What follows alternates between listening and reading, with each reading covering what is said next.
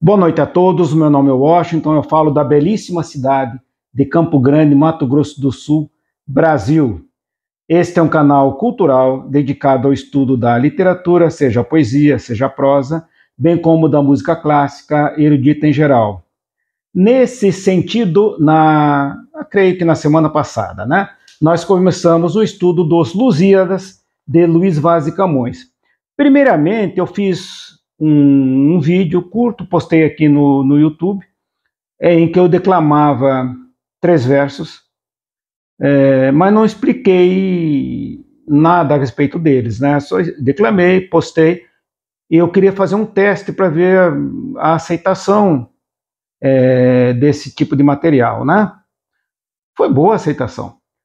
Minha esposa e alguns amigos falaram, interessante, foi bom se fazer isso, mas por que você não declama os meus versos ou alguns mais e não explica cada qual, o que cada qual quer dizer? Eu falei, procede, vou fazer isso. Essa história eu já contei no vídeo passado, Daí eu fiz o primeiro vídeo declamando e explicando, o que cada verso quer dizer. Eu fui até o verso 4, verso número 4. Então, considerei a primeira postagem um teste, inclusive está no YouTube como teste, e o segundo vídeo, o vídeo principal, onde eu comecei a estudar os Lusíadas. E daí, durante a semana, eu fiquei pensando, puxa, será que eu continuo a partir do verso número 5, faço mais alguns, ou faço todo o canto, ou faço toda a obra? Não sei, não decidi ainda, mas com certeza hoje nós faremos do verso 5 ao verso 8, certo? Então, o trabalho de hoje é verso 5 ao verso 8. Eu até poderia fazer o verso 9, o verso 10, gostaria de fazer, mas eu acho que não fica tão interessante assim, de uma vez só, tantos versos, porque o verso 6 e o 7, e o 8 também, mas principalmente o 6 e o 7, entra profundamente na história de Portugal, que nós vamos ter que tratar. E isso vai dar algum trabalho, Não devemos correr, eu não vou correr com o assunto, e vamos fazer com calma. Então, vamos já ao verso número 5. Que Camões fala: Dai-me a fúria grande e sonora, e não de agreste avena ou frauta ruda, mas de tuba canora e belicosa, que o peito acende e a cor ao gesto muda.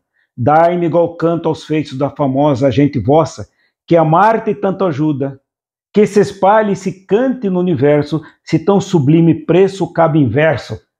Que maravilha, Eu me emociono toda vez que eu leio esse tipo de coisa, tá? E emocionem-se vocês também, tá? Eu vou me emocionar sempre, não tem jeito. O que Camões quer dizer aqui? Na toada, ainda na toada do verso 4, ele está falando as divindades mitológicas, no caso aqui as Tágides. As Tágides, como sabemos, como falamos já, elas são as equivalentes das ninfas, E ele cria aqui as ninfas do rio Tejo. As Tágides referem-se ao rio Tejo, Tá? E enquanto as ninfas, elas pertenciam ao curso de água Hipocrene, mitológico lá, descoberto ou escavado, pisoteado pelos pés do cavalo alado Pégasus. Já Camões, ele se refere às Tágides, tá? E é as Tágides, no verso 5, que ele ainda continua a pedir algumas condições intelectuais, físicas, para ele fazer a sua grande obra, tá? Então, dai-me a fúria grande e sonora. É um ardor, É um ardor, ele quer uma emoção, uma vontade grande para ser vista e sonora para ser bem ouvida. E não de agreste avena ou frauta ruda. Ele não quer, ele quer algo grande e sonoro e não algo agreste, uma plantinha, um arbusto, qualquer planta, e muito menos de flauta ruda. É flauta mesmo, tá? A palavra flauta é uma evolução do termo flauta, que no tempo de Camões ainda era flauta, tá?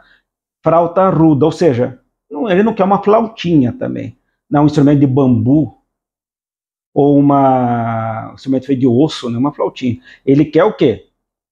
Mas tuba, canora e belicosa. A tuba a tuba, no caso, nós temos até hoje esse instrumento. Hoje em dia é um instrumento que se vê em bandas marciais, né? É aquele que parece uma bacia, assim, que vem e tem um som bonito, som grave, muito usado no contratempo, faz algumas melodias também.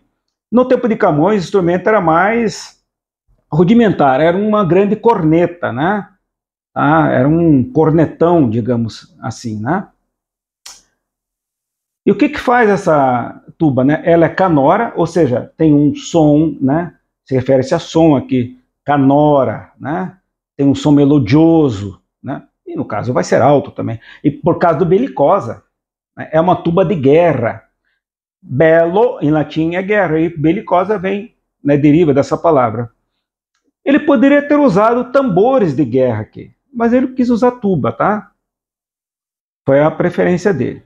Que o peito acende a cor ao gesto mudo, ele está falando do soldado. Quando o soldado ouve essa tuba, poderia ser o tambor, como eu falei, ele acende um ardor no peito dele, acende a vontade para o combate, muda a sua cor até, os olhos ficam vidrados no inimigo. E o gesto, ou seja, ele fica propenso a ir para o combate. Eu sou policial militar da reserva, tenho 60 anos, eu fiquei 31 anos na ativa da Polícia Militar. E algumas vezes na minha vida, muitas vezes, eu senti esse ardor aqui. Tá? Eu sei bem o que é isso. Quem foi militar, que foi policial militar, bombeiro, né, vai me entender, vai saber o que significa isso. Quem não foi, pode imaginar, tá? É ao soldado que ele se refere. Dai-me igual canto aos feitos da famosa gente vossa que amar-te tanto ajuda. Ele está se referindo aqui aos romanos, né, por causa de Marte. Marte era o deus da guerra romano. Se fosse grego, seria Ares. Então ele está falando dos romanos, ele quer o mesmo ardor, né? Ele quer cantar o feito dos lusitanos, igual se cantaram os feitos dos romanos, né? Então, que Marte ajudou, o deus da guerra. E é evidente que os romanos também ajudaram a Marte, porque o deus da guerra quer guerra, né? E quem faz guerra atende ao seu deus, né? Então, eles se entendiam nesse caso. E o Camões quer algo assemelhado. E que se espalhe e se cante no universo, se tão sublime preço cabe inverso. Ele quer algo que fique famoso realmente, né? Que ele fique famoso, que os seus versos fiquem famosos, sua obra fique famosa, se tão sublime preço cabe em verso, ou seja, se uma coisa dessas, uma grandiosidade dessas cabe em verso, e coube, né? Nós estamos com o livro aqui mais de 500 anos, né? Estamos estudando esse livro até hoje, e depois que nós formos, vamos continuar estudando, tá? Então, no verso 5, termina aqui esse pedido às Tágides de condições intelectuais, físicas, psicológicas para escrever sua grande obra. Tá? A partir do verso 6, muda. Ele já vai se referir ao poder terreno, no caso representado pelo rei daquele momento, né? No momento em que Camões escrevia e publicou sua obra, era o rei Dom Sebastião I, no caso. Aí ele faz o verso 6, vamos declamar.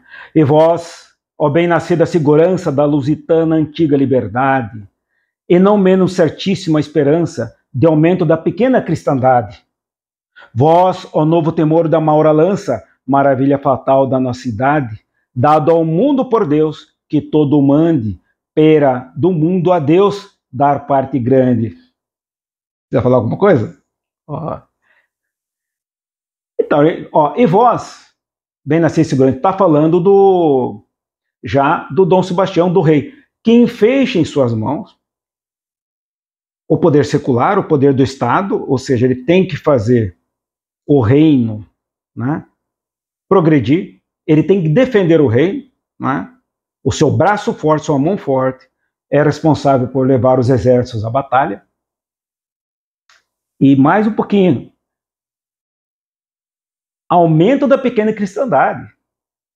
Além disso, além desse poder secular, ele tem o poder dado por Deus de aumento da pequena cristandade. Portugal era um país pequeno nesse momento e era cristão, né, evidentemente, e ele queria aumentar isso, ele teria que aumentar, era obrigação dele aumentar. E as conquistas portuguesas foram esse aumento. Lá no segundo verso já fala: e também as memórias gloriosas daqueles reis que foram dilatando a fé, o império, as terras viciosas, etc. Está no segundo verso do primeiro canto, né? Aqui nós estamos no sexto, então tem ligação com o outro. Aumento da pequena cristandade. Aí continua: vós, ó novo temor da maura lança, maravilha fatal da nossa idade. Então, aí ele continua a se referir à idade, né, do rei Dom Sebastião.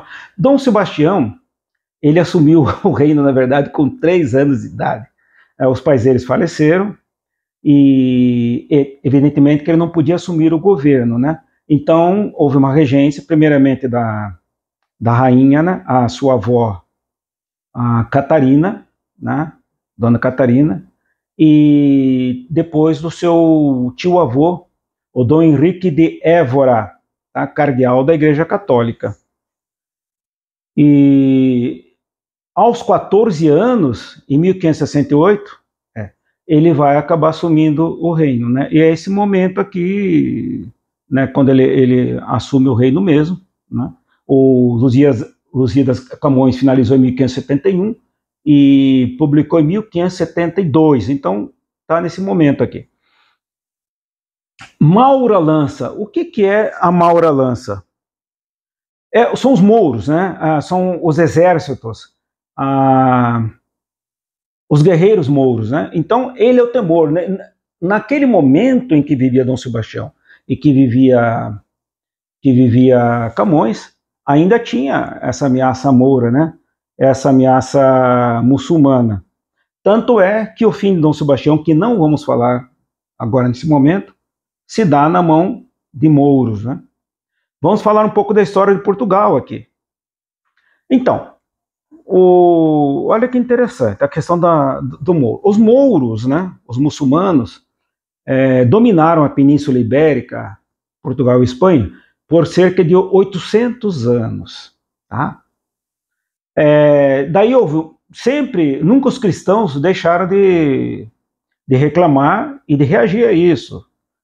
Foi uma guerra contínua nesse tempo todo, né?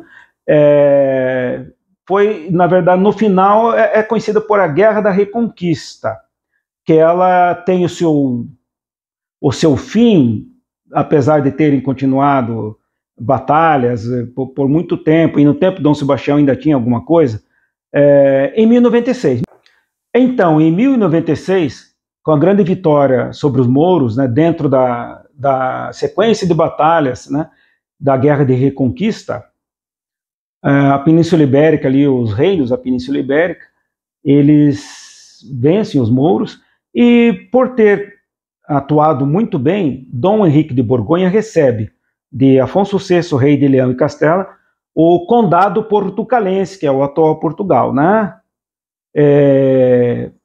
Recebe e fica sendo o conde da região. Ele se casa com a infanta Dona Teresa, e logo depois eles têm um filho, que vai se chamar Dom Afonso Henriques. Então, no tempo que Dom Henrique de Borgonha estava vivo, ele tentou seguidamente a autonomia do condado. Tá? A Dona Teresa também tinha essa mesma ideia. Aí, em 1112, Dom Henrique de Borgonha falece. Só que, em vez do condado passar para as mãos do Dom Afonso Henriques, que era o filho, a sua mãe, né, a Dona Teresa, ela assume o condado. Tá? Isso aí vai gerar uma briga entre mãe e filho, né, que culmina em 1128, na Batalha de São Mamed. O Dom Afonso Henriques ele vence a mãe, tá, e assume o condado. Aí, igualmente aos pais, inclusive sua mãe, ele também postula pela autonomia da região, né? Aí a vida segue. Em 1139, há uma outra grande batalha decisiva para o condado portucalense, né? Que é a Batalha de Ourique, em 1139. Saído dessa batalha, com uma vitória estupenda que Afonso Henriques teve sobre os mouros, ele se declara rei de Portugal. Nasce ali o Reino de Portugal. Em 1139, Batalha de Ouriques. Até então era o condado portucalense, certo? E tudo isso depois foi vindo e acabou na mão de Dom Sebastião. É interessante essa história de Portugal, é muito bonita, né? Eu vou parar aqui na história de Portugal, porque para o momento está bom. Eu não vou chegar nos derradeiros atos de Dom Sebastião, porque eu vou falar disso mais para frente, né? Dom Sebastião teve um fim muito trágico, muito, muito sentido para os portugueses, né? Mas vamos parar por aqui em relação à história, né? Camões falando a Dom Sebastião, né? Tá. Continuemos, então. No verso 7, Camões, continuando a falar ao rei, ele fala, vou declamar: vós tem o renovo ramo florescente do árvore de Cristo mais amada, que nenhuma nascida no ocidente, cesárea ou cristianíssima chamada, vede-o no vosso escudo, que presente vos amostra a vitória já passada, na qual vos deu por armas e deixou as que ele per si na cruz tomou. Então, ele continua a falar do rei, né? O rei é novo, o rei está começando a governar, né? É amado por Cristo, é mais importante que os Césares, né? e os outros reinantes cristãos, né? Ele é o homem do momento, né? Camões ele eleva o seu rei, isso é muito bonito de ver. Vede o vosso escudo, aqui é interessantíssimo. O escudo de Portugal, até hoje a bandeira de Portugal, ela tem no seu centro um escudo.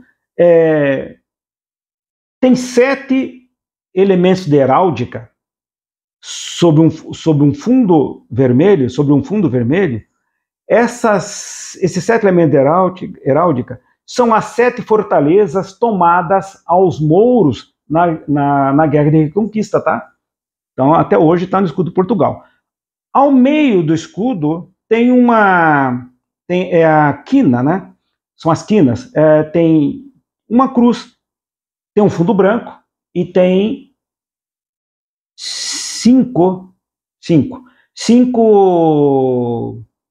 elementos ali em forma de cruz, azul e com pontos brancos. Tá? Chamam isso de quina. Mas também originária da bandeira de Dom Afonso Henriques, que ele levava nas suas batalhas. Essa bandeira tinha uma cruz azul sobre um fundo branco. Tá? Então era uma bandeira azul e branca. É daí também que vem o azul e o branco da bandeira do Brasil, tanto do Império quanto da República, né? Então o nosso azul e o nosso branco não é devido ao nosso céu ou a paz, não. É a bandeira de Dom Henriques, tá? E o verde e amarelo? O verde e amarelo vem. O verde, dinastia de Bragança, Dom Pedro I. O amarelo, dinastia Habsburgo, Dona Leopoldina. Não tem nada daquela história de o verde nossas matas, o amarelo nossos ouros. Não existe. Tá? No Império sabia-se bem o que era isso. O verde é Bragança, Dom Pedro I, o amarelo, Habsburgo, Dona Leopoldina, tá? É isso que significa a nossa bandeira. Talvez mais para frente tenhamos que falar disso mais a miúde, né? Então seria o verso 7. E o verso 8, vamos no 8 já. Vós, poderoso rei, cujo alto império o sol, logo em nascendo, vê primeiro, vê-o também no meio do hemisfério, e quando desce o deixa derradeiro. Vós, que esperamos jugo e vitupério do torpe ismaelita cavaleiro, do turco oriental e do gentio, que ainda bebe o licor do santo rio. Aqui tem muita coisa para falar. Então continua vós, poderoso rei, né? Cujo alto império. Então ele está falando que o sol nasce no Oriente e morre no Ocidente, né? Ele está falando que aonde passa o sol, ele passa por terras portuguesas, né? Passa pelo Império Português, né? Ele nasce o sol nasce, ele vê o Império, ele passa no Império Português, no centro ele também passa no Império Português e no final da mesma forma. Isso que ele quer dizer, né? Vós, ainda falando ao rei, que esperamos julgo e vitupério do torpe ismaelita cavaleiro. Ele está se referindo a Maura Lança ainda. Só que aqui ele nos remete à Bíblia, né? Ismaelita cavaleiro. Vamos à Bíblia nós também. Sabemos a história bíblica, está no Gênesis, que Abraão, ele tinha 99 anos de idade e sua esposa Sara tinha perto de 90, tinha 90 anos. E eles não tinham filhos. Aí, em algum momento, Sara fala para Abraão, Abraão, pegue a minha escrava Agar e tome-a como concubina e faça um filho nela, para você ter descendência. De fato, Abraão fez isso, e a Agar ficou grávida de um menino, né? De uma criança, né? E depois foi um menino, que o nome dele foi dado, o nome dado foi Ismael. Bem, mas nesse momento que a Agar ficou grávida, a Agar ela começou a maltratar um pouco a sua dona, né? Começou a destratar, digamos assim, a Sara. Sara começou a ficar triste e tal, e pediu para Abraão repudiar Sara e seu filho. Naquele primeiro momento, ficou dito pelo não dito, né? Ficou dito para não dito, Abraão não ia fazer aquilo naquele momento e meio que se resolveu. Mas chegou um certo momento que Sara brigou tanto com Agar que Agar fugiu para o deserto, ela queria ir embora. Aí aparece um anjo do Senhor, um anjo de Deus, a Agar, e fala que ela teria que voltar para junto de Sara e Abraão, né, obedecer à patroa, a sua chefe, e que ela não ficaria desamparada, ela teria como recompensa o filho Ismael, que seria líder de uma grande nação.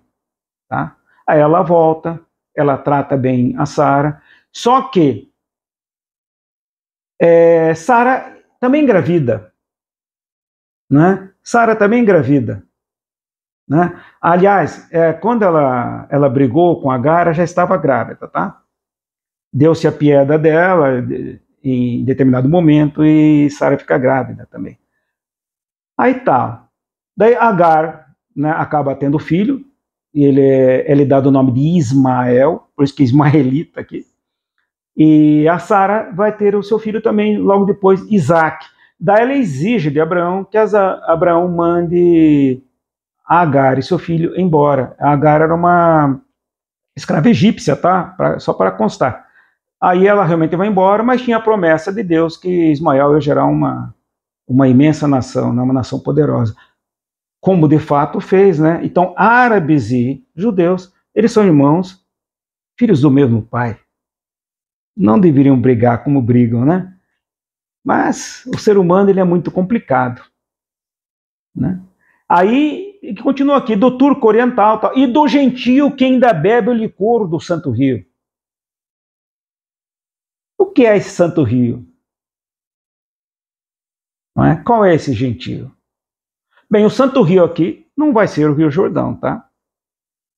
Eu já vi gente falar isso, mas não dá para ser, porque ele fala o gentio que ainda bebe o licor do Santo Rio. O licor aqui é a água, tá?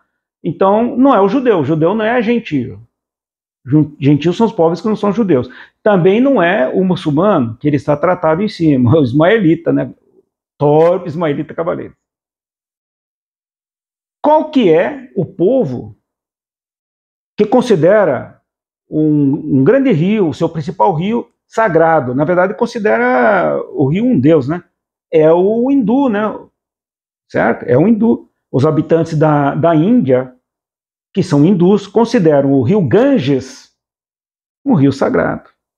Então aqui ele se refere ao rio Ganges, tá? Interessante isso, né?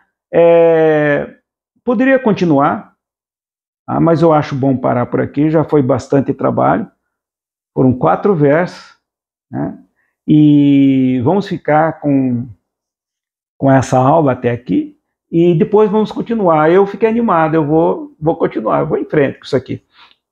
Essa aula, gente, eu ofereço ao meu sogro, o seu Teófilo, que ora luta pela vida no hospital. Eu ia fazer esse vídeo há um tempo atrás, né, durante a semana, só que eu não tive cabeça. O velhinho tem 93 anos, baixou o hospital, ele está muito mal e não deu para fazer o vídeo, né? Só que daí teve uma pequena melhora no seu estado, mas mesmo assim é um estado grave ainda, e eu achei por bem fazer essa aula hoje, tá? De qualquer forma, eu ofereço ao seu Teófilo Gauzi, meu sogro, tá? 93 anos e ainda lutando pela vida. A situação dele é gravíssima, mas seja o que Deus quiser, né? Que Deus abençoe a todos. Aproveitem o canal, aproveitem essa aula, tá? Sigam os vídeos, outros vídeos, e até o próximo encontro. Muito obrigado pela atenção.